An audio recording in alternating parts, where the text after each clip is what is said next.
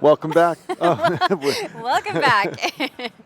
Okay, we're here with Peter Kosak, Executive Director of Urban Mobility with General Motors. And Peter, you're a VERGE veteran. Yeah, right. So Yeah. this is what number VERGE for you? I think Third this is one, probably fourth third, one? yeah. And So it's great form. It's a great place for Thanks.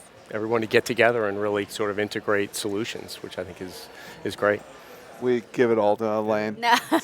So what's happened over the course of the last year? Yeah, What and have I you think been that's working it. What a on? difference a year makes. I mean, I think for the previous two times, there was a lot of aspiring and a lot of envisioning what could be, and I think we now are really in a period of deployment, which is super exciting. I mean, in the last year, we've deployed a new product within Maven called Gig, and that's a way to provide essentially gig workers with a vehicle to use on a TNC platform, or now even on delivery platforms like Instacart or Grubhub, whether it's packages or prepared food or groceries or whatever.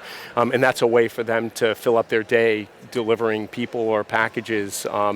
But most recently, we've deployed Bolt electric vehicles into that system, which is super exciting. It's a product that has almost 240 miles of EV range, and you can get 160 miles of range in an hour of DC fast charging.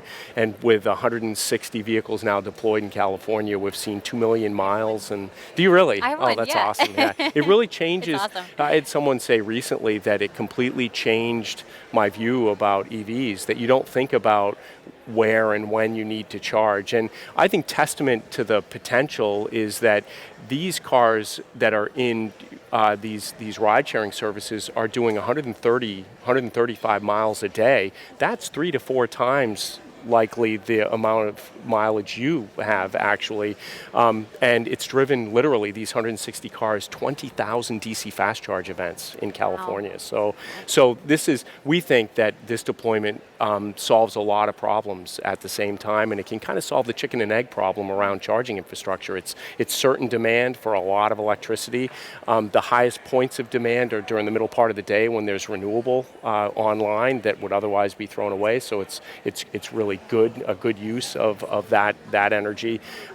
It's jobs. It's more access to ride sharing. It's a lot of visibility for EVs. There, people. The conversation the drivers tell us that the conversation is around what is this, not what's the weather going to be later today. So we think that it can serve as an accelerant, and it can be a good reason for utilities and charge station and charging service providers to put in place infrastructure, because now there's demand. So Elaine, as a Bolt owner, any questions for Peter? Yeah, I heard there was a limited run of bolts. Is that wrong? No, it's actually available nationwide now. It has been since the beginning of August. Is it going to continue though? Oh, absolutely. Okay. Absolutely. Okay. I mean, I would say that's a good question, and I'm glad that you asked it.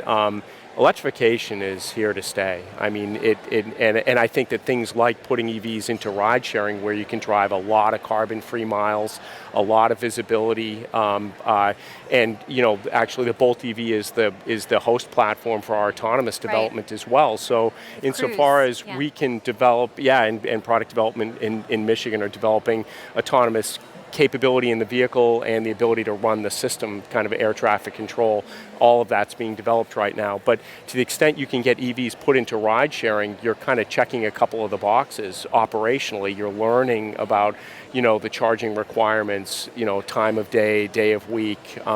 You're understanding how batteries behave when they see a lot more aggressive duty cycle and a lot more charging and those kinds of things. So, I think all of these are puzzle pieces that add up to a bigger picture that will include autonomous and all of the safety and potential to integrate with other modes of transportation and those sorts of things. They're all sort of beginning to come together now. It's very exciting. Go ahead.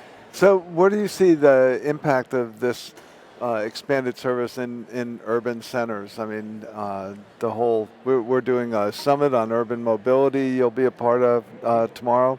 So are you seeing that this is helping ease congestion and pollution? Yeah, well, certainly it's driving carbon-free miles, for sure. Whether these are swapping out for swapping in for other gas engine vehicles, or the extent to which people are using these rides sharing services as an alternative to ownership, or an ability to own fewer cars, which is really, Right. we think, more what's going to happen. You'll just have a smaller household fleet. I think these are all reasons why this time is so exciting, because we're learning about those things. We can all speculate in PowerPoint and talk about what we think human behavior will be and what adoption rates will be, but we're now really in a period of actual deployment where the data is going to tell us, how effective things are and what impacts they're having on mobility generally. Awesome. Are you feeling a little bit ahead because there's so many automotive OEMs that are kind of jumping on the bandwagon now, seeing how huge market the EV market is, especially in China, relocating into China, sharing trade secrets even, maybe collaborating. Is General Motors kind of localizing in China to sort of take advantage of that market? And are you seeing this increase in competition making the standards come together faster? It's a good question. Yeah. I think that in two very important enabling areas for all the things that we're seeing right now, embedded connectivity, Right. and the ability to access things with apps and data science. We pioneered OnStar 20 years ago, and that was more for the ownership model, but now that's paying big dividends in shared use. In electrification and advanced propulsion, we've made huge investments for a long time, in the Chevy Volt first, and that program really has the shoulders on which the Bolt program was done. So we've made a lot of investment in advanced propulsion as well. I think those things are now going to pay big dividends when you combine shared use and autonomous capability together overall. I'd also say we invested in China many, many years ago, saw that was a very important market, and I think that those were very, very wise investments, and I think a lot more of what you do in China is via partnerships. We have typically joint venture structures for Shanghai OnStar and Shanghai General Motors, and Shanghai General Motors with Wuling. It's a different environment, but it's a huge environment. You take everything anywhere else and you multiply it by 10 or 100 when you talk about China. All right. Well, that's great. We've been with Peter Kosak with General Motors. Thanks, Peter. John. Thanks. Thanks for Appreciate it. joining Thank you us, very Peter. much. Appreciate it.